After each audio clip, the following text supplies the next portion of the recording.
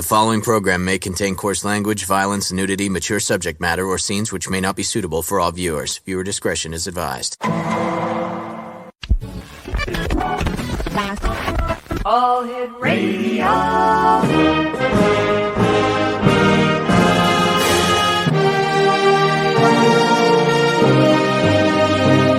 Welcome to the X Zone, a place where fact is fiction and fiction is reality.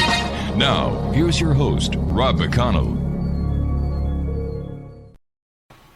And good evening, one and all. This is the X Zone. I am Rob McConnell. We're coming to you from our broadcast center and studios in St. Catharines, Ontario, Canada. Now, for all of you who are wondering, where is St. Catharines? Well, St. Catharines is on the shores of Lake Ontario, in between Hamilton and Niagara Falls. We're about 15 minutes away from the crossing into the state of New York from Niagara Falls to Buffalo. About 40 minutes from Hamilton and about an hour and a half to the Queen City of Toronto. So that's where we are. Plenty of action in this area when it comes to the paranormal. We have UFO sightings. We've had Bigfoot sightings. We've got ghosts galore just down the road in Niagara-on-the-Lake where the War of 1812 was fought. And a lot of strange and wonderful things. I'm not only talking about the people, I'm talking about everything else that happens around here. What a show we have for you tonight, Exonation. My first guest who will be joining me in a moment or two is Monique Chapman. And sometimes I wish that we could broadcast the pre-show interviews and chats that I have with guests, because this lady is fantastic. And we're going to have a good hour with Monique. Dr. Will Horton is with us tonight. He was supposed to be with us last night, but something happened at his end. He's with us tonight, and we're going to be talking about the psychology of addiction. Then Paul Dale Roberts is with us discussing the paranormal, and in the final hour, William Barnes and Sasquatch research. All this tonight here in the X Zone on the Talkstar Radio Network, Mutual Broadcast Network, XZBN or the X Zone Broadcast Network, and on Channel 54 on Simul TV. Speaking about Nicole, wow. Speaking about Monique Chapman, let's bring her in. Hi there. Welcome back. Thank you. I don't know why I called you Nicole there. You know, it's still like French, right? Monique, Nicole, you know. Oh, yeah. That's as long it. as you don't call me the B word, I'm cool. Unless you mean bad B word. I was thinking B word beautiful.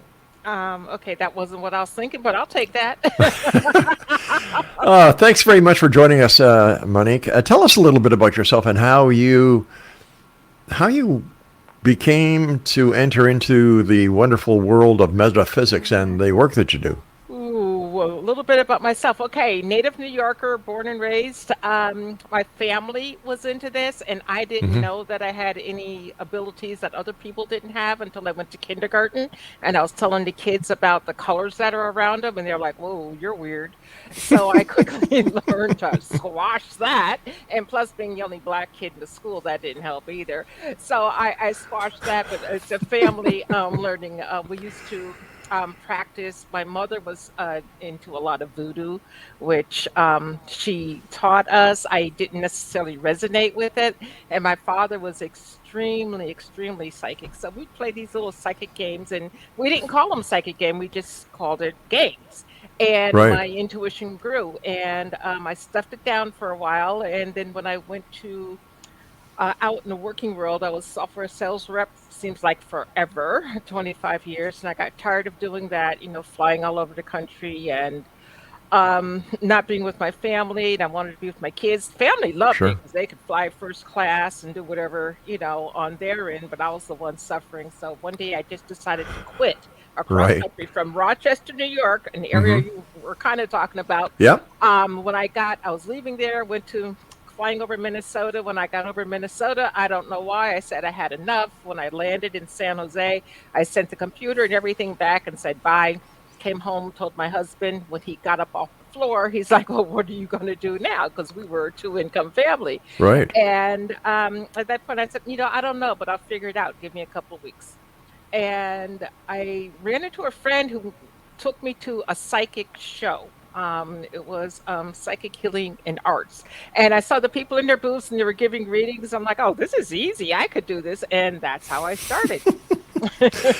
Years ago when we first started doing the show, the stations would send me to all the psychic fairs and, the symposiums, and we do the show live from there. And for the first time I went there, it was kind of like, oh, this is cool. You had the psychics doing a horseshoe around the edge of the room. And Oh, yeah. and then I noticed people would start going from one psychic to another psychic to another psychic to another psychic, and then they'd leave. And then the next person would do the same thing. After about 3 of these shows, I spoke to the organizer and I said, why is it they go from one to the other, to the other, to the other, to the other? He said, it's very simple, Rob. They keep on going until they hear what they want to hear. Well, that's the way to put it, because I didn't realize initially that people would do that. And I'm like, well, why are you spending money? I mean, it's their money. They can do whatever Sure. they want with it, of course. But I'm like, why are you spending all this money? And I just surmised that they just wanted to see if one validated the other, and it didn't bother me. It's like, if that's the way you want to spend your money, fine. I had one client who went bankrupt, 90 grand in bankrupt between working with me and 5 other psychics. Oh, my God. That's crazy. Yeah, but didn't God didn't bless the her. other, $90,000, we're That's a lot talking, of money. it is. 90,000 US is equal to about 64 billion Canadian. Okay. But it was, it was crazy. And that taught me, when I was working with her, to not allow people to depend on me. I'm not Right. going to tell you what to do. I'm going to tell you options, and you can choose whatever option you want to choose. Yeah. I can support you whatever way you want to go, because it's you choosing your life, not me programming you for what I feel you should be doing. Why do you think some people need to go to a psychic, especially the ones that get attached to the psychic, that form a dependency? They don't understand their own power. They don't realize that they have the same ability that anybody they're sitting in front of has. And it's been drummed out of them, usually by the age of 5 or 7, that, that imaginary person or seeing the colors or whatever was a bad thing to do, and you have to stuff it down. So then they're going to give over their power to somebody else. It's almost like going to organized religion church, where the person standing in the pulpit supposedly has all the power, and Yeah. then you listen to them. So, they just don't understand that they're powerful beings. They don't Yeah, understand they're here to learn. Yeah, I've got a different view of religious organizations, and especially the mainstream ones. It's brainwashing. Thank you. It's brainwashing. Thank you. That's exactly how I feel. Yeah. That and control. Oh, big time. Big Yeah. time. Big time. And once again, they build a dependency on their parishioners, to keep giving into the church and doing this, doing that. And, I was raised as a Christian. I got kicked out of the Anglican church at the age of 13 because I was Okay. asking too many questions. Questions that children were not supposed to ask. In fact, the minister called up my mom and said, your son is the son of the devil. We don't want him back here. Oh, wow. Because I asked him, this is the question that got me booted out.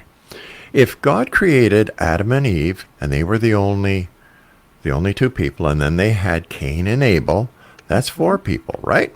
It says in the Bible that, I get the kids mixed up. Which one was the survivor? Which one was the murderer? Oh, I have no idea. Okay. I think Cain slew Abel, I believe, but I'm not religious, Okay. so. So, you know who I'm talking about, Yeah. he crossed the mountain to the desert to another town where he married a wife, took on a wife. Where the hell did she come from? Exactly. Yeah. Out. Yeah. Well, mine wasn't that bad. Same age. Well, a year later, I was 14. And I asked, why do babies die? Because that just hurt me to my heart. Oh, yeah. And nobody could give me a satisfactory answer. So I said, I had enough of this. Now, since I lived in the house, my parents did do the mainstream religion so that we were accepted within the community. So I just learned to be quiet, but I was done. I said, there has to be something else. That has to be the hardest loss that a mother, father, and grandparents, aunts, and uncles can go through. It is. My stepson died in June that just passed. June 6th, he passed away, and his birthday was June 21st. My He's condolences. 53 years old and died of a heart attack just like Oh, that. Lord. And it's hard. And I was just a stepmom. And if it was hard for me, I can't imagine, if it was one of my kids, honestly, I would still be in the bottle of Grey Goose. Well, I'll tell you something. We were in Montreal in July to see my dad. He was 94. And we got a call from my daughter that her baby had passed. Oh. Her unborn child. Oh. She went to the hospital. They couldn't find a heartbeat. Oh. And a lot of questions are asked at that time to God. Like, why? Why children? And, one member of clergy said, well, Jesus said, suffer little children to come on to me, for thine is the kingdom of heaven. And I said, okay, suffer. Why? What did this... Yeah, exactly. Anyway, so you can see why I got kicked out of the church. I asked too many questions. Yeah. Well, good for you. Yay! You and I were talking before going on air that we should form our own church. Yeah, there we go. How about this? How about this for a title? The Church of the People Who Give a Damn. There you go. Yes. You take care of the U.S. chapters. I take care of the Canadian chapters. Yeah, and everybody gets to have their own BS belief system. That's right. Plus, you and I get a tax exemption. There you go. There you go. So, what was it like when you decided to come out of the closet with your gifts? With your gifts. You notice I had to pause there and kind of figure, well, how the hell do I ask this? What was it like when you took the veil of secrecy off you and said, ta-da! Here I am. Yeah. It was frightening, and it was frightening because I wasn't, at that time, I was concerned with what people thought of me. Yeah. Now I don't give a... So, but back then it was frightening because I still wanted to be accepted on some level. Okay. And I started talking to people when I was working in corporate America, and, I would just say something, and everyone would say, you read me like a book. And I'm like, okay, where's this coming from? Because I don't know if I'm right or wrong. I just tell people. If you ask, I tell. And that's the end of that story. So when I decided to quit my job and I said, well, what am I going to do now? That's when it came, okay, this is what you've done all your life. You've been weird according to regular world all of your life. So take that weirdness and let's do something with it. Let's have some fun and make some money. And before we go to there we go. Well, I'm glad you did, because I think you'd made the right choice, because that was part of your destiny, right? Thank you. Yes. You and I have to take our first break. Please stand by. Monique Chapman is my special guest, X-Zone Nation. Her website is moniquechapman.com. This is the X-Zone. I am Rob McConnell. We're coming to you from our broadcast center and studios in St. Catharines, Ontario, Canada. Oh, welcome back, everyone. I'm Rob McConnell. My guest is the one and only Monique Chapman, and her website is moniquechapman.com. Listen, you were saying that, your family, your mom, your dad, yourself, intuitive, right? What was it like at Christmas time? Would you walk down, look at the tree, and just kind of turn around and say, well, thanks very much, everybody, because you know what that was in every package, No, I didn't, because I don't know how I learned this, but I can turn the intuitive ability on and off. And when I was a kid, I would just be wide open, but I was so excited about Christmas, and my parents did it grandly. I mean, the that's wonderful. 12-foot tree and, 10,000 presents. So I was too excited to see what was in the next package. I was like, woo! Oh, how fantastic that was. It's hard to fool me now, though. Really? My husband All right, can't pull anything off like a surprise. It just doesn't work. I think that when it comes to husband and wife, that there's a special psychic bond that forms. My wife is like your husband, like she'll say, I'll say something and she'll say, no, what do you really mean?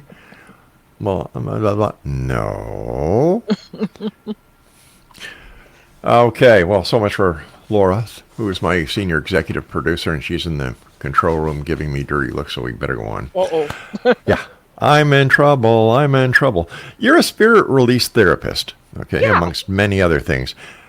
What do you do as a spirit release therapist? I mean, I take all that negative, gnarly energy away from people. People who decide to play with Ouija boards and then the spirit goes within them. People who live near cemeteries. People who are just walking down the street. The spirit says, "Oh, you look good. Let me jump in and control you." So after their life goes to crap, they call me and they say, I can't think, I can't eat, I can't, whatever right, it right, is. right. And then Yeah. I take a look at them. And if they are truly having a spirit attachment, we set up a time and remove that energy. And I remove it by talking to the energy, hmm which is residing in your subconscious mind. And it's really a tupla, but people don't want to kind of look at that. But anyway, I talk to the energy and I find out why it came, what is it getting from being there, what purpose was it trying to serve to the person, find out where it would like to go, present a place that is going to be wonderful for them where they can't bother another entity or human, and we send them along. So basically, you send them to the light? No, No, I eh? send them. Okay. No, I send them to where they want to go because some people don't want to go to the light. You Really? get some of those negative spirits that are really Satan worshipers and whatever, or lower vibrational Right. worshipers, and they don't want to go to the light. Okay, they're interested in going someplace else. So I talk to them.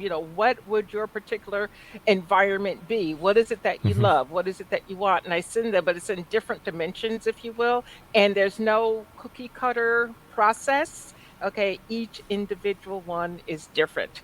And it takes about 3 hours. And I talk to the person, and while I'm talking to the person, the spirit is listening. Sometimes the spirit even speaks up before we even do the relaxation. And, we let the spirit just move forward and talk. And usually they're not very nice. They always want to cuss me out. So basically, from what I'm hearing, a spirit release therapist is an exorcist. In a sense, because I don't, I watched, was it Linda Blair, or whatever Oh, her yeah. actress is, and none of that. But yeah, it's exercising energy that is no longer wanted by the person. But hmm sometimes that person who says they want the energy to go away are really comforted by the energy being there. So you got to get their mind straight, their head straight first, as to, do you really want to let this go, or is this something you want, and then do the work. So it's a little bit of the Stockholm syndrome as well, Yeah, where, yeah, holy yeah. cow. It must be very draining on you, No, You just no? because I don't take on any of the energy. I use protection, protect myself. I protect the other person, of course, and Yes. we just send that energy on. I'm not taking it. Not working here. Sometimes I've had energies that have been released, try to come into me, and then they get a process that's not too good for them. I don't want to say what that is, but they get a process that's not too good for them, and they go to wherever they said that they were going, where they promised to go. Am I 100%? No, no. But you're honest. That Yeah. makes up for it. Well, if anyone who says they're 100% with anything is a liar, because nothing's 100%. That's right. Do I guarantee anything? No, because nothing can be guaranteed. My success rate is about 87. That's And pretty it damn it good. it will increase to 90-95% if the person does the pre-work. I have pre-work that I have them do, then the hmm session is done, and then there's post-work. And if they do everything that I ask them to do, the spirit goes away, the spirit stays away. If they don't do it because they think that, well, she's crazy asking me to do A, B, and C, well, then it just doesn't work. So it depends on me and my willingness to work, and then the person who is being worked on, their willingness to take some responsibility for their energy. Now, have you ever come to a release where you have actually released this spirit before? Or No, once you get rid of them, they're gone. I have not released the same spirit twice. No. I have had clients who went through the release session, they did the pre-work, they did the post-work, and they said, well, it's back again. So I would take a look, and it's not the same spirit, but a different spirit because they got so used to that spirit being with them and the energy the spirit was given. They're like, Right. "Ooh, I miss that energy. Where is it?" And then the spirit says, "Oh, okay, she wants me to come on in." So they come on in and join us. Why do people still use Ouija boards? This I don't baffles me. know. I don't know. I don't know. I was actually watching TV Wednesday, and the show that I was watching, the women, it was one of those housewives shows, and they Oh were gosh, using a yeah. Ouija board. I'm like, really? Aren't we past this by now? But some people just love it, and they'll All be right. calling me later. So if a Ouija board opens up a portal, the spirit, or demon, or whatever it is, gains the trust of the person who's using it, right? Not necessarily. People No? who use Ouija boards are searching for any type of answer and they don't care where the answer comes from. Because spirits out there are just like people, good, bad, and different. And their trickster spirits are out there that will tell you what you want to hear, but Hmm. it's truly a lie. So you have to be clear about who you're talking to and get down to the nitty gritty of who you're talking to. And generally, if you ask a spirit, they will tell you the truth, but you have to ask. And when you're using a Ouija board, you're just wanting to find out, yes or no. Does Johnny love me? Yes. Or my boyfriend's name is going to start with a C or whatever. And it's childish, it's crazy, but you're inviting so much energy in. But you can take that same spirit and pick it up by walking down the street. I mean, spirits are everywhere all the time. We just can't see them with the naked eye. So are good spirits sometimes wanting to come through on Ouija boards and other games of divination? I would think so, but I just don't. I myself don't trust it, so I don't play that Okay. way. How would somebody know who's listening tonight if they have a spirit attached to them? Let me give you an example. Let me give you an example here. I, for one, believe that when you go to a yard sale or an antique sale, that you can buy something with a spirit already attached. And unknowingly to you, you bring a spirit home. Yes, yes, yes. I had one. I had a meetup once, and this woman came, and I didn't know her before the meetup, and she kept telling me, she goes, "I bought this robe at a yard sale, and when I put the robe on, it changes my personality." And she explained how it changed her personality, and I'm like, "Oh, duh," you know. And it took me a while to convince her that maybe that robe wasn't a good idea. I live in Fremont, California, and we have the Niles district, and that's where Charlie Chaplin filmed all of his movies. Right? Yes. And the whole area now is an antique town, basically part of town. There are so many ghosts walking around there. Every once in a while, I'll go over. And the last time I went with my sister, and we just looked in. I don't buy anything, but we just looked around, had lunch, came home. We were sitting at my dining room table, and we were talking, and we heard this man's voice in one of the kids' bedrooms. And I'm like, "Julius, are you home?" And I got no answer. So we kept talking, and Julius's car wasn't here, so of course he wasn't home. The ghost followed us home. My gosh. So we had to send him on his way. Has there ever been a time, Monique, when you've been doing the spirit release that you do, that you yourself have become a little concerned and a little frightened? Good question. And short answer is no. Okay. Um, I worked with William Baldwin, Fred Decker, and Orman McGill as far as my training for this, and different aspects of hypnosis and Right. working with energy. But they were very effective with what they did, and then I came up with my own way of doing it, if you will. And no, nothing, because it's no scarier than someone standing in front of you. They really can't harm you. Okay, they can say they're going to harm you. I mean, Right. they give the. Can we swear on this show or no? Oh, They sure. give Go ahead. they give the FUs and this, that, and the other. Yeah. You're not this, that, and the other, trying to get a rise out of you. But you just combat that right away. But I haven't to date, and I hope I don't run into anything that really truly scares me. Give me an approximate number of how many paranormal experiences that you've had. With spirit release or just paranormal period? Paranormal period. Okay, I've got a good one for you.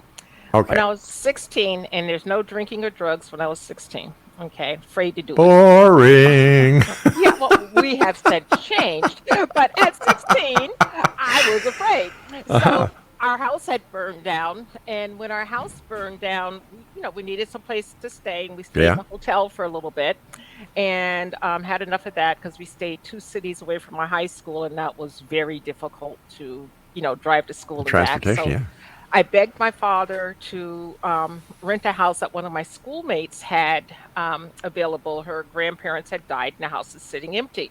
Hmm. And we looked at it, beautiful house, absolutely gorgeous house. And, they did whatever they did, and we moved in. Well, the house was right next door to a church that had a cemetery attached to it. The house was on stilts, and there was a creek running behind it. So there was a paranormal flap running behind it. In my sister's room, I'd go in there and we would talk and whatever. And again, we're teenagers, and we would see this man, this Caucasian man with a plaid, hunter shirt on, Yeah. white hair, and he's walking right in front of us outside the window. Now, how can that be when the house is on stilts? Okay. And so we kind of let that go. And then one day I came home from school, and I went into my room, and all my clothes that were hanging up in the closet, because my parents were sticklers about neatness, were on the bed. And I'm like, oh shit, that scared me. So I left, and my father owned a chain of dry cleaning stores. So I went down to Albany to one of the cleaners. Right. And that happened a few times in a row. And my father would keep telling me that the dog did it. Now, I had a beagle hound at that time. Zip was not going to get up and take the clothes out of the closet and put it on the bed. I mean, that just wasn't happening. So after that, I had this dream. I went to bed, had this dream, and in the dream, I was dreaming about the W of cats. Now, what that means, I still have no idea today. Okay. But the W of cats, I was laughing hysterically. So hysterical. So my parents tried to wake me up, couldn't wake me up. I was just laughing about the W of cats and hysterical about it. So after that, my father was like, well, maybe we should, think about someplace else to live. But before we moved, the basement in that home, and again, beautiful home, they had a like a shuffleboard Oh, yeah. design on the floor and all kinds of things. The furnace would scream like a human, Oh my gosh. and the sewer system would back up, and there's feces all over the floor. Not Ooh. urine, not liquid, just caked with feces all over the floor. So that was paranormal enough for my mom and dad. So we left. Wow. It's funny because my dad was in the dry cleaning business as well. So Really? so I know Wow. so I know I know how hard your dad worked. Yeah, very hard. And Very, very hard. yeah, On his feet all day, and then the carbon tetrachloride and the yeah, pressing, the whole bit. yeah, Gosh, the I'm a perk, great yeah. presser. I'm a great Really? presser. Yeah, and I can get spots out of anything. I mean, I had to, family business. You worked Yeah, in my exactly. father's world anyway. Yeah. So I can do all of that, but I choose not to. Young lady, you and I have to take our break. Please stand by. And Right. Exo Nation, our guest this hour is Monique Chapman. Her website is moniquechapman.com. I'm Rob McConnell. This is the X Zone. Don't go away. And welcome back. Monique Chapman is my guest. Her website is moniquechapman.com. Monique, what is your point of view when it comes to spells? I think the Harry Potter and all of that type of Hmm. thing, glorified spells. For me, spell is nothing but focus, concentration on an outcome that you want. So we're always casting spells, if you will, if you want to call it a spell, but it's just focus, concentration. If you do a love spell, you're focusing on love. If you do a money spell, you're focusing on money with an intent to bring whatever to you. So I don't call it like a spell in a witch's book of shadows. I just call Hmm. it focused intent. I call it manifesting. We can manifest what we want no matter what's going on in the world. Yeah, if you confess it, you can possess it. Hmm. You were mentioning shadows. A lot of people today are reporting shadow people that they're catching in the peripheral vision of their eyes. What is your take on that? I think that that is definitely very real. Not only lately did I catch a shadow person, I caught a shadow goat human being going through my house from one corner to the other. And it was shadow. It had from the bottom to the waist, it was goat, and from the waist to the head, it was human. And there were two of them, and they just walked through. So I don't know where they were going. I didn't ask them. I was just glad they kept going. Kind of kinky parties they go to, half goat, half Hey, human. well, I don't want to play. Mind you, do spirits know that you're an intuitive and that you're able to see them, and do they come to you for help? They know that I'm intuitive. No, they don't come to me for help because I request that they don't come to me for help. That's the one thing I do not like to do is talk to dead people. So I don't, people say, well, can you talk to on whomever? And I'll say, it's not my favorite thing to do.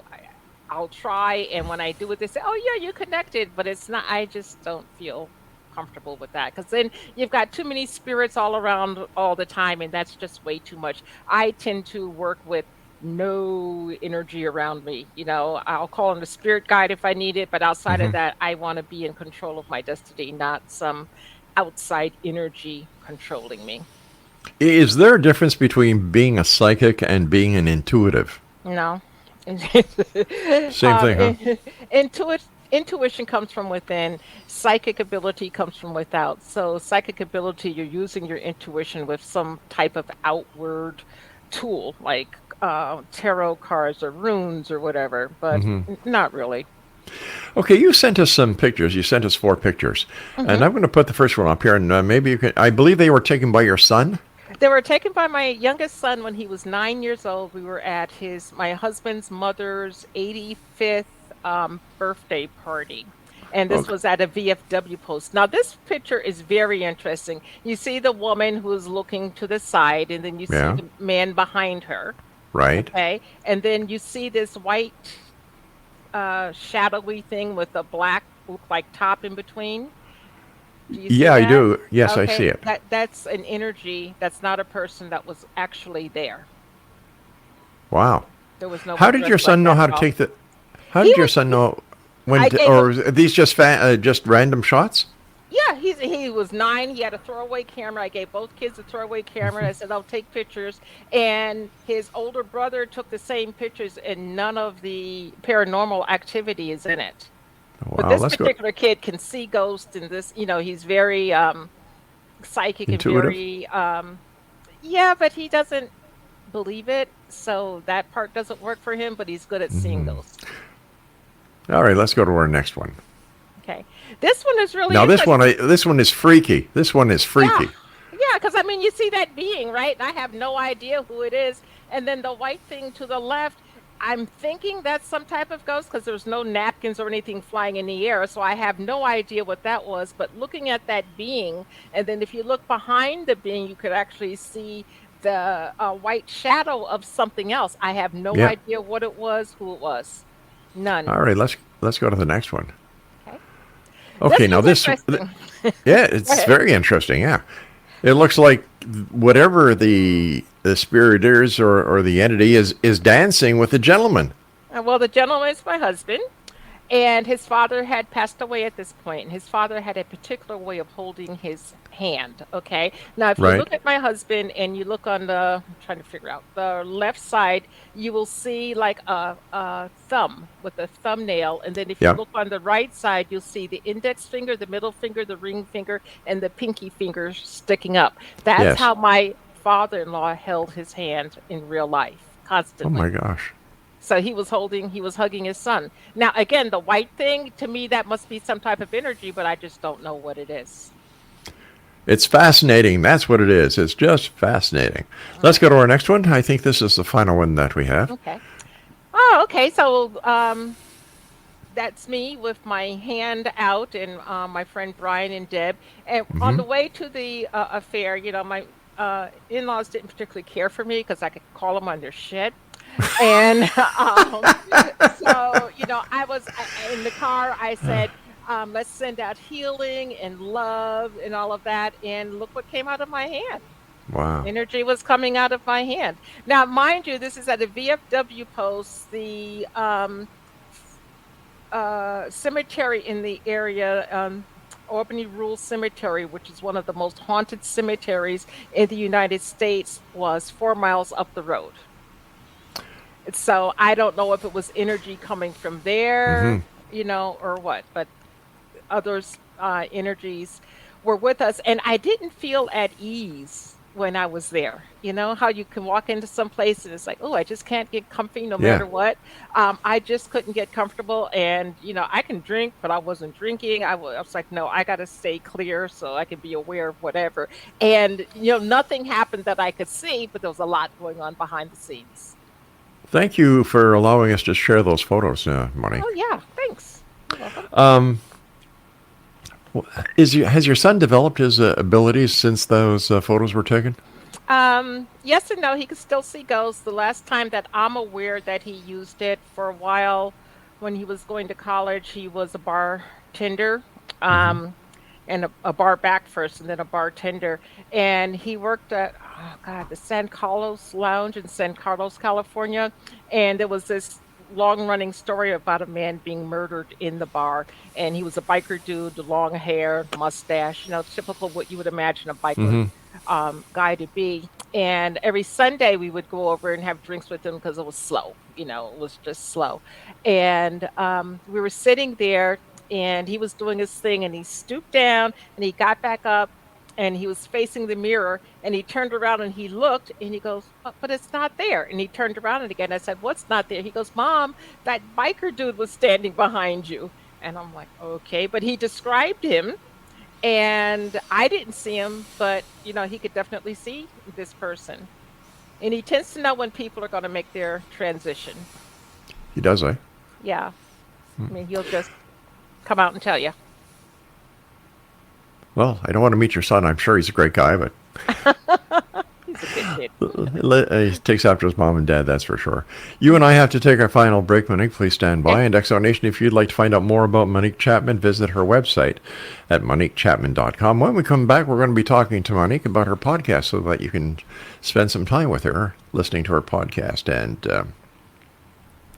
fascinating pictures, great story, and a lovely guest. We'll be back on the other side of this break. Don't go away. Wow, talking about a breakthrough. Monique Chapman's our guest. www.moniquechapman.com. First of all, Monique, this is our last segment, so I'd like to thank you so much for joining us tonight. It's been a great pleasure. Thank And you for the door having is me. the door is always open. We'd love to have you back more times. Okay. Okay. Tell us about your podcast. Oh, my podcast is Get Over It Podcast. And I named it Get Over It because sometimes when I'm talking with long-term clients and they're still coming to me with the same issue, I've always in the back of my mind of just get over it. So I showcase spirituality, personal growth, um, and self-help to help people with issues that are going on in the world. It can be from anything like you do with the occult all the way down to teaching you how to parent your child. Wow. I've had, people who were on Oprah way back when and the spirituality segment that she would always do. I've had on like Dr. Larry Dawsey, Neil Donald Walsh, Greg Braden. I interviewed Stuart Wilde 5 days before he passed away. And to me, that was, a really interesting interview. I tend to work with published authors so that you can go buy their books. I Yep. do read all the books that make it on air, so I'm not, just putting on Jane who thought she was great at what she does and really has no clue. And there's a lot of people like that. And Mm. Get Over It has been in existence for 8 years now, I believe. Before that, I was on terrestrial radio, and it was Walking with Spirit. And then I also did the Monique Chapman show on the Achieve Radio Network. But, Get Over It podcast is it. And when I'm done with the podcast, I'm done broadcasting. That's what you think. Um, well, broadcasting on the ear where I have to plug into a Oh, computer. gotcha. Where can people listen to your podcast? Um, uh, any major podcast network platform, I'm there. And it's Apple, whomever. Get Over It. Get Over It podcast. You got to put the podcast in there because there is another Get Over It. But it's not as good as yours. They I should don't get know. over it, yeah. It may be. I haven't listened. I don't need the competition. I don't think you have any. Yeah, I do, but I don't go to competitive mode. Like No, it's too much trouble. Got J- enough trouble th- being me. I think everybody has trouble just being themselves these days. Hmm. How can people create more love and money in their lives? Number one, clarity, and number two, loving yourself.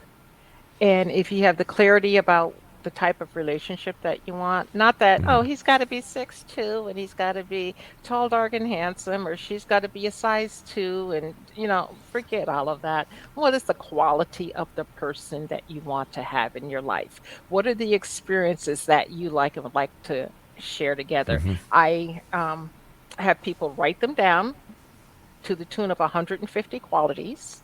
Right? You read it every day, either in the morning when you wake up or at night before you go to bed, because that's when your subconscious mind is most open. Your subconscious mind is where we create, because you tell the subconscious mind something, it doesn't know if it's real or not. It'll just go out and bring it to you. So if you do this, it will bring in the love. But you got to be clear on what you want. You got to love yourself first and foremost. Nobody completes you. You are complete within yourself. And Yeah. if you want some more money, it's about, okay, so how much money do you want? Now, if you're making $2 an hour now, don't think that $1 million is going to fall into your bank account next week, because it's not. Okay. You might try for 2,000. Okay. But get clear and then do the work. So many people just don't want to work for, what they get. It's like, oh, it should just come to me because I'm special. I'm special too, but I got to work for my money. We all do, my dear. Yeah. What message do you have for living in our times? Oh, good question, because it is so taxing out there right now and so toxic out there right now. To keep your thoughts as high as possible, if there's someone in your life that causes you to lose your center or deplete Hmm. you, let them go, because that's nothing but negative energy that's just going to pull you down. Don't listen to the 5 o'clock news, the 7 o'clock news, the 11 o'clock news, and just hear the United States. If you're going to watch the news, watch it objectively, but get your news from different news sources so you can suss out the truth. Just because Yeah. they say it, it doesn't mean that it's true. With all the information that's available to people 7 days a week, 24 Mm. hours a day, the amount of data that people are being subjected to, not only the data but the different wireless services that are inundating our brainwaves. How do people cope with that? They can't see it. They don't understand it's there. No, but you can do small things that you really don't have to put a lot of energy into. You can wear or have near you, if you're using your computer, whatever, Hmm. some hematite or black obsidian, because those stones will pull that energy away. Some people use Q links, whatever it is that you feel that resonates with you, so that it can help pull the energy away.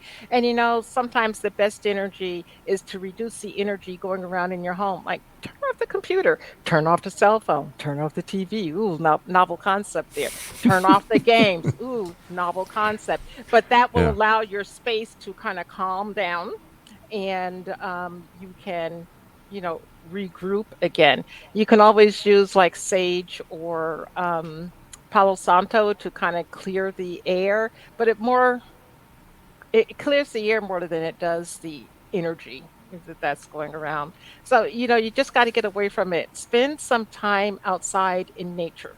I'm a beach Right. girl. So I go down to Santa Cruz and sit there in Santa Cruz and get those positive ions, and it just flips everything, and I come back and I'm refreshed. Some people like the woods. Fine. Go to the woods. Take a bath in the woods, wood bathing, and just come back revitalized.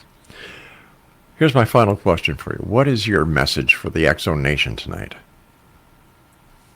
Be who you are, live your truth, stand your truth, and please keep listening to the X Zone Nation, Rob, because he does very good work. Okay, God his work bless you. is true. And I'm not saying it just because I'm here. I wouldn't be here with you if I didn't feel that you're real. Okay, very real, very valid, and brings a lot of different information to people. So keep listening, learning, okay, and trust. Thank you so much for that. And once again, please give our listeners your website and how they can find out more about you. Okay, my website is MoniqueChapman.com. I am on Facebook. I think it's Monique_Chapman. I really don't play on Facebook that much. I just post the podcast and I'll look at pictures. Outside of that, I don't have time to be bothered. And you can always call me or send an email from my website. Monique, thank you so much for joining us tonight. And I look forward to the next time you and I meet back here in the X Zone, and I'm sure our listeners will love having you back as well. Thank you. Okay, me too. Thank you. Bye-bye now.